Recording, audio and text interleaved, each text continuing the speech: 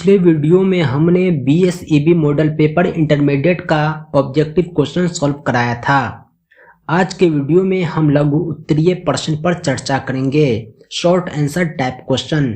मैं आपको ये बतला दूं कि लघु उत्तरीय प्रश्न 10 प्रश्न के उत्तर आपको देने हैं और आपको कुल 20 प्रश्न पूछे जाएंगे, यानी हर 2 में 1 प्रश्न के आपको उत्तर देने हैं। ये आपको डिसाइड करने हैं कि 1 से 20 तक के प्रश्नों में कौन 10 प्रश्न आपको आसान लगते हैं और आपको किसके उत्तर देने हैं। और मैं आपको ये बतला दूं कि एक प्रश्न पर 2 अंक निर्धारित है, यानी 10 गुने 2 20 नंबर के लघु उत्तरीय प्रश्न हैं। तो आइए मॉडल पेपर का एक एक प्रश्न हम आप तक पहुंचाते हैं और उसका सॉल्यूशन भी आप तक पहुंचाएंगे। आप वीडियो को स्किप किए बिना लास्ट तक देखें। मॉडल पेपर का पहला क्वेश्चन है, मेंडेलिय विकार से क्या समझते हैं, संक्षेप में सोदाहरण समझाएं। मेंडेलिय विकार एकल जीन द्वारा मेंडेलिय लक्षणों का निर्धारण होता है। एकल जीन से उत्परिवर्तन से जो विकार उत्पन्न होता है उसे मेंडेलिय विकार कहते हैं। यानी माता पिता से बच्चों में जीन द्वारा जो है बहुत सारे क्रोमोसोम आते हैं। एकल जीन होते हैं उसके द्वारा लक्षणों का निर्धारण होता है। एकल जीन में उत्परिवर्तन से अगर कोई विकार उत्पन्न हो जाए तो उसे मेंडेलिय विकार कहते हैं, जैसे हीमोफीलिया, वर्णांधता। ये सब वंशानुगत बीमारी है, यानी माता पिता से बच्चों में ट्रांसफर हो सकता है। ये जो ट्रांसफर होता है डीएनए के माध्यम से होता है, जीन के माध्यम से होता है। अगर माता पिता ग्रसित हैं तो बच्चे भी ग्रसित हो सकते हैं, क्योंकि एकल जीन द्वारा ये मेंडेलिय लक्षणों का निर्धारण होता है और एकल जीन द्वारा ही, जीनों के उत्परिवर्तन से ही यह बीमारी माता पिता से बच्चों में आती है। यानी इसका उदाहरण हो जाएगा हीमोफीलिया और वर्णांधता। इसके अलावा भी एड्स वगैरह ये सब मेंडेलिय विकार में आते हैं।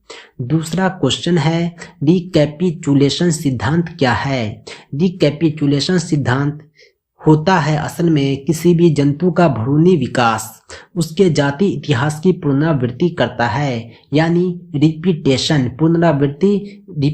करता है। यानी कोई भी विकास क्रम में उन सभी अवस्थाओं से गुजरता है जिनसे उनके पूर्वज गुजरे थे। कोई बच्चा जब पैदा होता है तो वो काफी छोटा रहता है, वो धीरे धीरे विकास करते करते हर अवस्थाओं से गुजरता है जिससे उनके माता पिता, उनके दादा गुजरे हैं। एक दिन वो बच्चा भी बूढ़ा हो जाता है। यही सिद्धांत जो है रिकैपिचुलेशन सिद्धांत है। इस सिद्धांत को देने वाले वैज्ञानिक थे E.H. हैकेल। ये वैज्ञानिक थे जिन्होंने रिकैपिचुलेशन सिद्धांत दिया। ऑब्जेक्टिव क्वेश्चन में भी पूछे जाते हैं कि E.H. हैकेल का संबंध किस सिद्धांत से है। सही जवाब हो जाएगा रिकैपिचुलेशन सिद्धांत। अगला क्वेश्चन है, जीवों में अलैंगिक जनन को सोदाहरण समझाएं। अलैंगिक जनन असल में लैंगिक जनन का ठीक उल्टा होता है। लैंगिक जनन में स्त्री और पुरुष मिलकर बच्चे को जन्म देते हैं, जबकि अलैंगिक जनन में ऐसा नहीं होता। अलैंगिक जनन में एक ही जनक की आवश्यकता होती है। ये जो है जनन 3 प्रकार से करते हैं, द्विखंडन, विखंडन, मुकुलन। इन सब प्रकार से वे जनन करते हैं और संतति आनुवंशिक रूप से समान होते हैं, यानी बच्चे जो होते हैं वो आनुवंशिक रूप से पिता के समान हो जाते हैं। 2 जीव है अमीबा, हाइड्रा, इन सब में अलैंगिक जनन होता है। इसमें स्त्री पुरुष नहीं होता, नर मादा नहीं होता। ये अलैंगिक जनन से जनन करते हैं। अगला क्वेश्चन है, डीएनए पॉलीमरेज पर एक टिप्पणी लिखें। डीएनए पॉलीमरेज एक एंजाइम है जो डीएनए के एप्लीकेशन के लिए आवश्यक है। डीएनए पॉलीमरेज एक एंजाइम है, इसकी आवश्यकता डीएनए के सक्रियता के लिए काफी आवश्यक होता है। अगला क्वेश्चन है, बाह्य स्थानीय संरक्षण से क्या समझते हैं।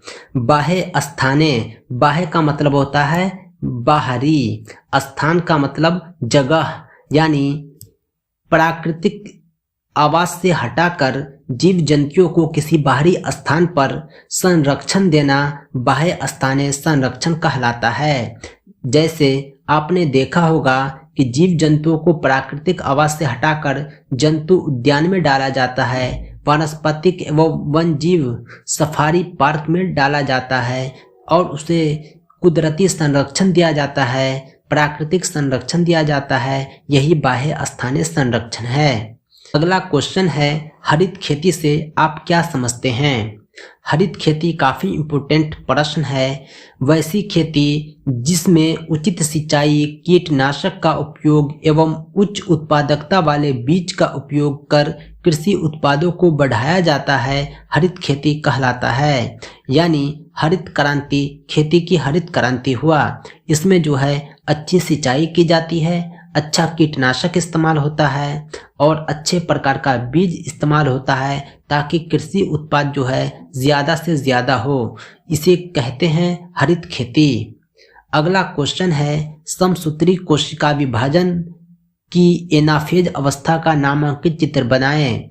ये जो है चित्र जो है समसूत्री कोशिका विभाजन का एनाफेज अवस्था है। ये ईयरली स्टेज है, ये लेटर स्टेज है, दोनों में माइनर डिफरेंस है। इसे आप गौर से देख लीजिए। अगला क्वेश्चन है, कोकेन क्या है? यह किस पौधे से प्राप्त होता है? कोकेन जो है न्यूरोट्रांसमीटर डोपामिन पर प्रभाव डालता है। केंद्रीय तंत्रिका को यह स्टिमुलेट करके ऊर्जा में वृद्धि करता है। यह दक्षिण अमेरिका के कोका पादप एरियोजा से प्राप्त होता है। यानी कोकेन जो है दक्षिण अमेरिका में एक पादप है, जंगली पादप, जिसका नाम है कोका पादप एरियोजा एलम। यहीं से ये प्राप्त होता है और इसका काम क्या है? न्यूरोट्रांसमीटर डोपामिन पर प्रभाव डालना। ये थे 8 क्वेश्चन जो मॉडल सेट के आदर्श प्रश्न पत्र के 20 में से 8 थे।